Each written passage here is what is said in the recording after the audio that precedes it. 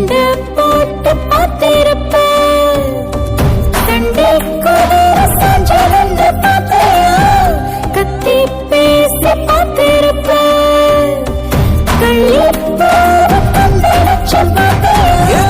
நீ உன் கருத்தினா என கொத்தி குதறிட கத்தி கதறிட கம்மா கரையில ஏமா நுழைகிறடி.